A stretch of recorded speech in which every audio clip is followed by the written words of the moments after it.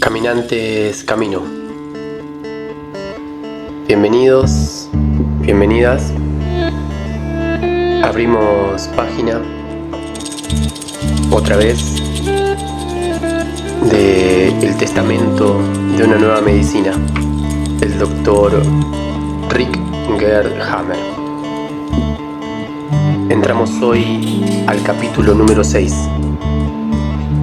El sistema codificado del cerebro, el fundamento de los conflictos biológicos. Cuando se habla de conflictos biológicos, hay que definir qué es la sustancia de tales conflictos biológicos. En el capítulo dedicado al sistema ontogenético de los tumores, encontraréis, queridos lectores, cuáles son los fundamentos filogenéticos de estos conflictos biológicos. Dado que hablamos de un conflicto biológico, suponemos naturalmente que estos conflictos no son solo conflictos que tienen que ver con el hombre, sino también con los animales, es decir, conflictos biológicos. Estos conflictos, que evidentemente deberían estar bien definidos desde el punto de vista biológico, o que deberían seguir una cierta regularidad en el cerebro del individuo, tienen que tener algún principio que posibilita tal sistema de comportamiento en caso de conflictos. Es eso que yo llamo sistema codificado del cerebro. Podríamos también hablar, al contrario, que de comportamiento codificado, de suma de modelos comportamentales.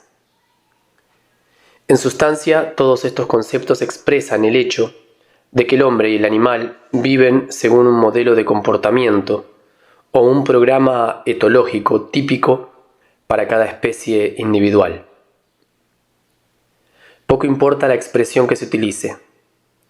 Importa, por el contrario, que tales conceptos se convierten en nuevos dogmas. Estos conceptos existen desde que existe la historia de la evolución del hombre y de los animales, no desde Darwin.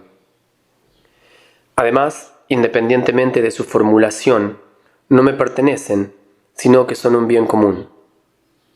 Mío es solo el conocimiento del hecho de que a este sistema codificado le corresponde un determinado comportamiento biológico en caso de conflicto. Esto sí que es un concepto nuevo. Existe ya toda una serie de experimentos y toda una serie de resultados, pero hasta ahora no se había tenido la capacidad de clasificarlos. Es más, en parte se han interpretado equivocadamente. Por ejemplo, hace algunos años algunos científicos norteamericanos llevaron a cabo una investigación supuestamente muy seria que levantó gran expectación. La formaldeíde o HCHO, según la fórmula química, o aldehíde de ácido fórmico, un gas incoloro de fuerte olor, soluble en alcohol y en agua, al que si se añade metanol para impedir la polimerización, es notable como solución acuosa de formol, pues bien, habría producido cáncer en las ratas. Normalmente las ratas se mantienen alejadas del formol que se emplea en una dilución normal para desinfectar las salas de operaciones, porque ese olor les molesta muchísimo. Estos buenos investigadores se habían aprovechado de esta aversión y habían preparado el formol en una concentración 1000 veces superior para, no os lo perdáis, echarles varias veces al día esta sustancia tan concentrada en el morro. Los pobres animales, a los que obviamente se les negaba que poseyesen un alma, sufrían diariamente una recaída de DHS causada por los investigadores. Tras varios meses, al final de la prueba, los ratones fueron liberados poco a poco y se examinó su morro en el microscopio. Los primeros ratones asesinados tenían solo una úlcera de la mucosa nasal. Los ratones, a los que se les permitió vivir todavía un poco tras el experimento y que entraron en una fase PCL, con rellenado de la úlcera por multiplicación celular, tenían un cáncer de la mucosa nasal. ¿Es que podría haber sido de otro modo? Y dado que según la concepción del mundo de nuestra ciencia oficial, y según la opinión de nuestras grandes religiones, los animales no pueden tener ni alma ni psique, y naturalmente no pueden tampoco experimentar un shock de conflicto biológico, solo quedaba una conclusión posible: la formaldehíde causa cáncer. Un resultado fruto de la estupidez. Realizando el mismo experimento con una sustancia apestosa concentrada también, cualquier persona habría sufrido un carcinoma de la mucosa nasal. Pero hoy en día los investigadores de este tipo, puramente intelectuales, son ajenos incluso a la sola idea de estas reflexiones. Según mi modo de interpretar, cuando se atormenta a un animal durante semanas o meses en el mismo punto, repitiendo diariamente la misma tortura provocando una nueva recaída del DHS, se causa siempre un cáncer en el animal. Sin embargo, todavía nadie ha conseguido provocar un cáncer en un órgano que estaba separado del cerebro, es decir, en un órgano in vitro. In vitro se pueden cultivar en la práctica solo sarcomas, es decir, proliferaciones de tejido conectivo. Estas células de tejido conectivo contienen en su propio bagaje, por así decir, el impulso de proliferación gracias al cual, en los procesos de cicatrización, tienen la función de reparar, curando rápidamente las heridas del cuerpo. También el tejido fetal posee un impulso de crecimiento, análogo durante un tiempo relativamente breve, en el hombre hasta 9 meses, como máximo la duración del embarazo. A los comportamientos codificados del hombre y del animal se contraponen los comportamientos biológicos en caso de conflicto. Quizás no se contrapongan en realidad, sino que se integran como variantes posibles en el sistema de los códigos normales. Seguidamente veremos que, por ejemplo, en el ciervo, la úlcera de la íntima de las coronarias es la única posibilidad para sobrevivir 2 o 3 años más, hasta que un joven ciervo lo eche definitivamente del territorio. Nosotros, que nos llamamos hombres civilizados de los tiempos modernos, percibimos en general un comportamiento desviado en el cotejo de la enfermedad, que se considera simplemente un enemigo o un mal, un castigo de Dios. Todo esto son proyecciones superadas que derivan del Antiguo Testamento, de una imagen del mundo bastante primitiva en la que la enfermedad es algo malo, innatural, donde los animales no tienen alma, solo son productores de carne y piel, donde se puede destruir la tierra a placer. El comportamiento codificado es parecido para los hombres y los otros mamíferos, pero cada raza tiene su propio código de comportamiento. Todo esto constituye un sistema cósmico armonioso en el que cada especie al final se encuentra de alguna manera en relación con las otras especies. El hecho de que un animal no constituya un peligro en las relaciones de otro es un ejemplo de esto. Un gato no escaparía jamás si se encontrase con una vaca o un elefante. Sin embargo, huye inmediatamente si ve de lejos un perro. Así cada raza animal y también cada raza humana ha aprendido a construir durante millones de años su propio comportamiento codificado, con el que puede o podría vivir en su reserva ecológica. Un patito es capaz de nadar desde el primer día de vida sin necesidad de tener que aprenderlo, mientras que las otras cosas las tienen que aprender de la madre. Un ciervo, por ejemplo, se comportará siempre de acuerdo a su código cerebral en relación al territorio, defendiéndolo, incluso aunque no haya visto jamás otro ciervo. Simplemente obedece a su código interno. Y así es para muchísimas cosas que también los hombres haríamos intuitivamente del modo correcto, como sonámbulos, en base al código originario de nuestro cerebro, si no nos hubiésemos desnaturalizado con la denominada civilización. Las mujeres durante millones de años han llevado a cabo sin problemas una tarea fundamental tan importante como es la de dar a luz a un niño. La madre siempre ha sabido cómo tenía que parir su hijo, es decir, en la posición acurrucada, que es la más fácil fisiológicamente, y también sabía que tenía que quitar el cordón umbilical y poner al neonato en su pecho tras haberlo limpiado. Por el contrario, si se mira el modo actual de nacer, en el que se desprecian todas las reglas primitivas de la naturaleza, con estudiada ignorancia, hasta llegar a provocar las contracciones o incluso a practicar la denominada cesárea, nos deberíamos preguntar cómo nos tenemos por inteligentes. Por suerte, en tiempos recientes las mujeres han reconquistado nuevamente el derecho a un parto natural a los médicos, en su mayoría hombres.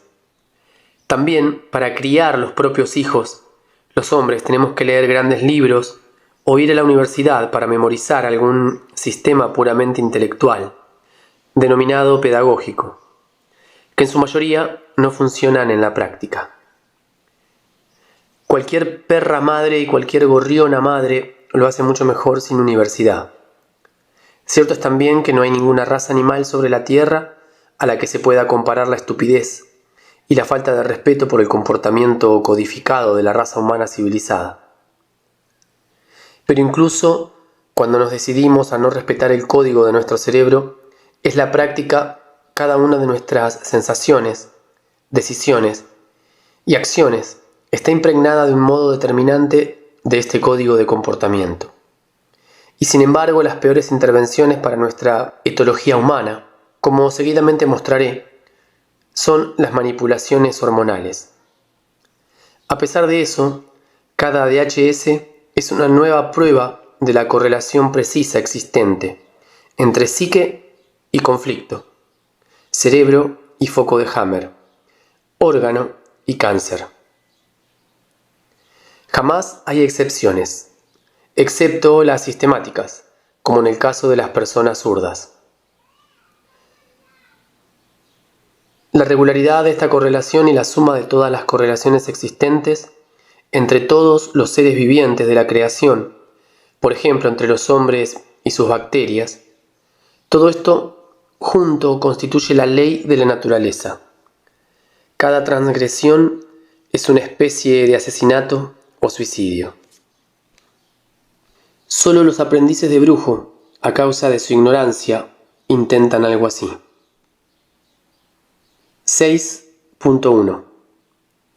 La evolución de los procesos biológicos del cáncer, comparados en el hombre y en el animal.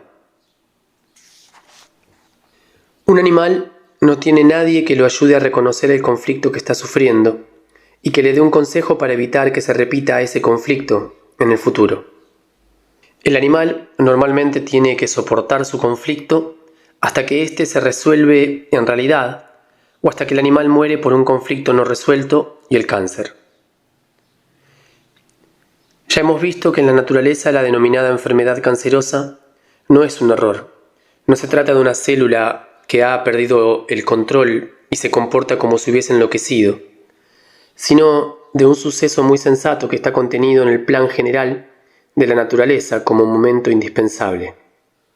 En el animal observamos lo que en el hombre podemos solo intuir prudentemente, que la ayuda proveniente del exterior no previsto en la naturaleza, para superar un conflicto, no representa un añadido de cualidades para la raza, sino como mucho una ventaja cuantitativa, es decir, una disminución de calidad, más individuos pero menos fuertes.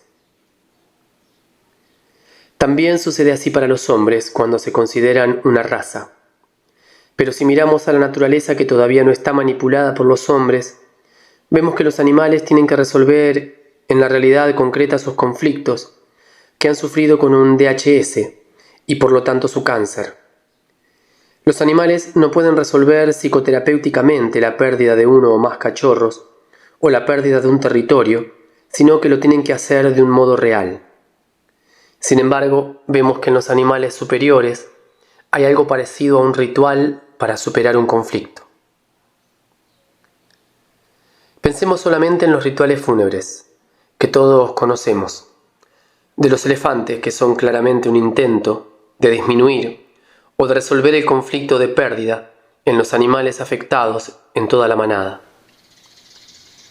¿No hacemos lo mismo los humanos con nuestros funerales? Los elefantes se reúnen por todo el día alrededor del compañero muerto, al que primero han enterrado y cubierto de ramas y vegetación, para después velarlo.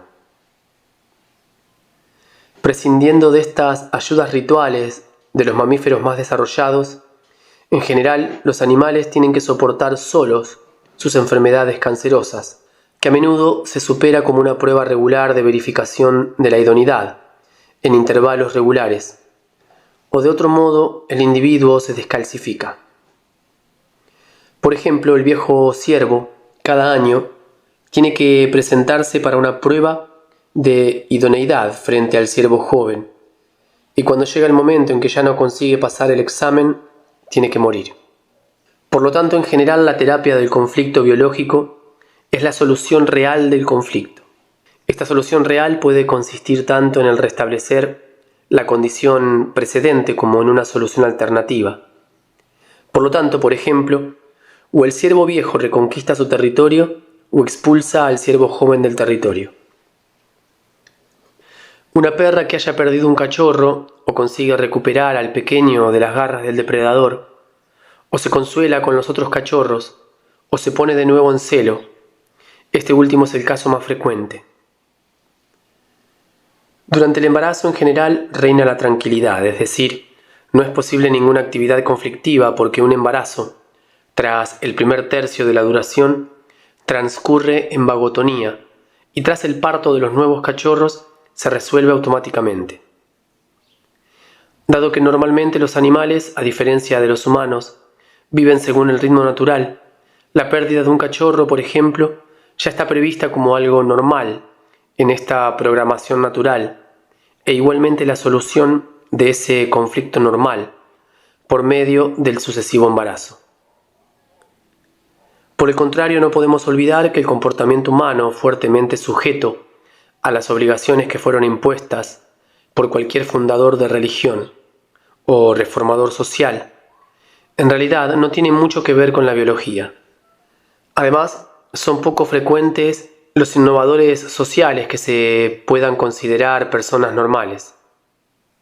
Sustancialmente han sido una cruz para la humanidad.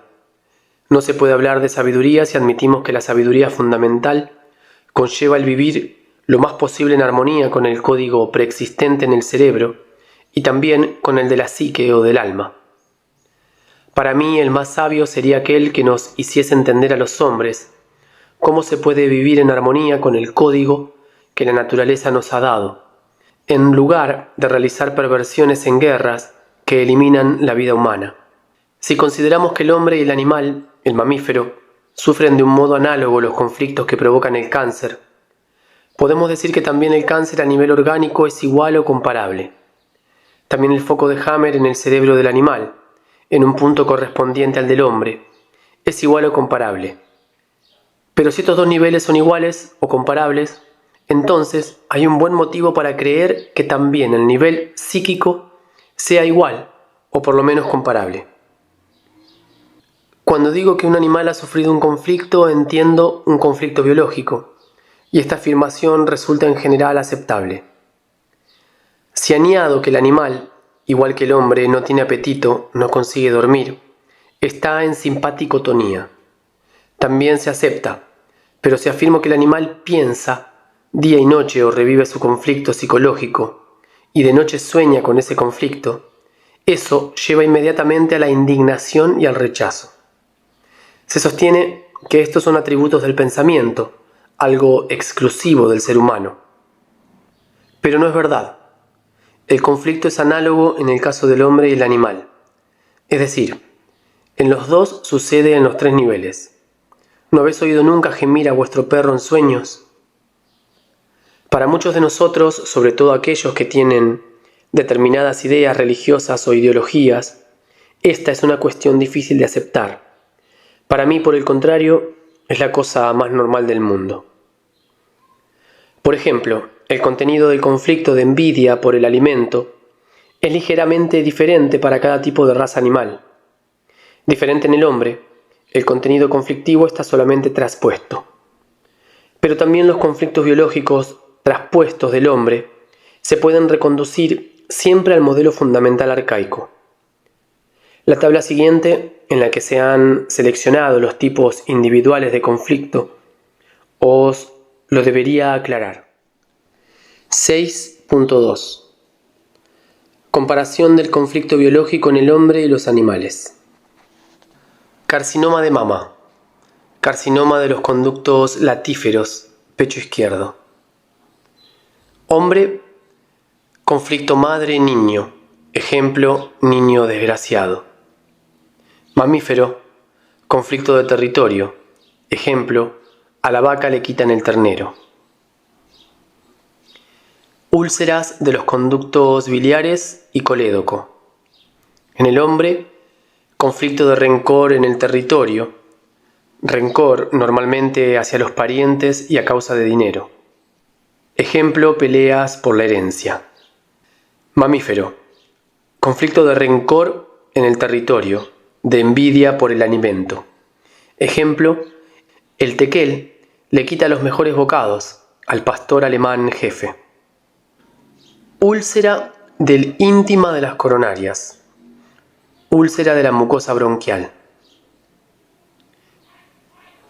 En el hombre, conflicto de territorio amenazado. Por ejemplo, pérdida del puesto del trabajo. La mujer o la novia se va con otro. Mamífero, ejemplo, el ciervo joven echa al viejo de su territorio. La cierva se aleja del territorio y entra en el de otro. Carcinoma del cuello del útero. En el hombre, conflicto sexual femenino. Ejemplo, la mujer sorprende al marido infraganti. Conflicto biológico arcaico por el hecho de que la otra es poseída y quizás embarazada en su lugar. Mamífero, conflicto de no ser poseída.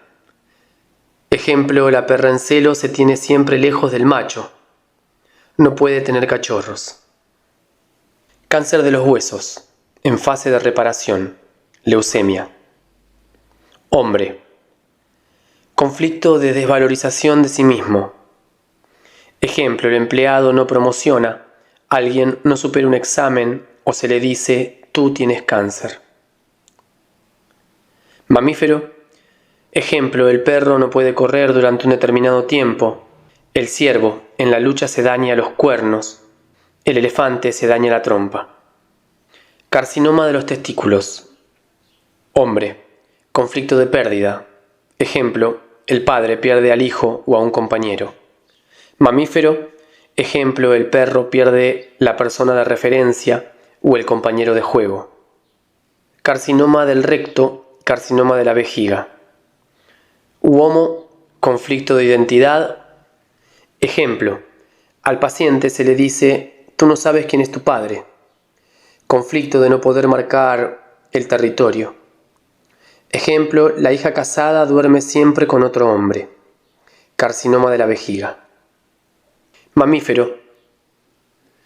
Ejemplo, el ciervo rival del territorio colindante sobrepasa continuamente los límites de su territorio.